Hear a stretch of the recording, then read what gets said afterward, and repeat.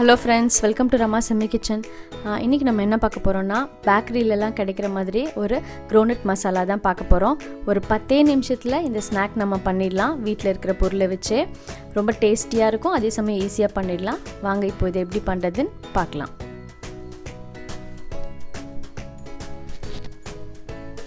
First ஒரு பெரிய பவுல் எடுத்துக்கலாம். அதில் பச்சை வேர்க்கடலை சேர்த்துக்கலாம். இது கூடவே 2 டேபிள் ஸ்பூன் அளவுக்கு கடலை மாவு சேர்த்துக்கலாம். 2 டேபிள் ஸ்பூன் அரிசி மாவு சேர்த்துக்கலாம். காரத்துக்கு 1/2 டேபிள் ஸ்பூன் மிளகாய் தூள் சேர்த்துக்கலாம். 1/2 டேபிள் ஸ்பூன் கரம் மசாலா. இதுக்கு தேவையான அளவுக்கு உப்பு சேர்த்துக்கலாம். பெருங்காயம் ஒரு டீஸ்பூன் சேர்த்துக்கலாம். மஞ்சத்தூள் 1 டீஸ்பூன். இது கூடவே ஒரு 1/2 டேபிள் ஸ்பூன் அளவுக்கு எண்ணெய் சேர்த்துக்கலாம். எண்ணெய் சேர்க்கும் போது நல்லா கிறிஸ்பியாக வரும், அதனால் எண்ணெய் சேர்த்துக்கலாம். கூட கருவேப்பிலை. இப்போ இது எல்லாத்தையும் சேர்த்துட்டு நல்லா ஒரு வாட்டி மிக்ஸ் பண்ணிடலாம். இந்த மாதிரி நம்ம போட்ட எல்லாமே மலாட்டையில் வந்து படுற மாதிரி கலந்துக்கோங்க.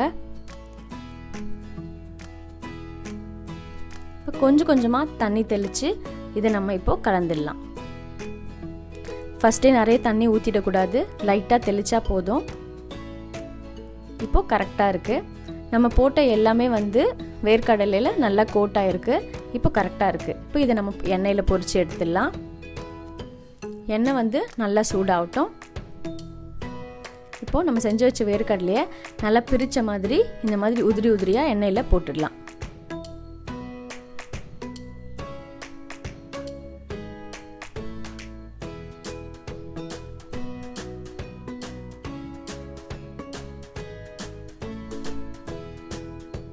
இப்போ போட்டுட்டு கொஞ்சம் நேரம் ஒரு 2-3 நிமிஷம் கழித்து இந்த மாதிரி கலந்து விடுங்க.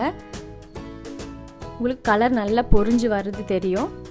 இப்போ சூப்பராக ரெடி ஆகிடுது. நல்லா கிறிஸ்பியாகவும் வந்திருக்கு.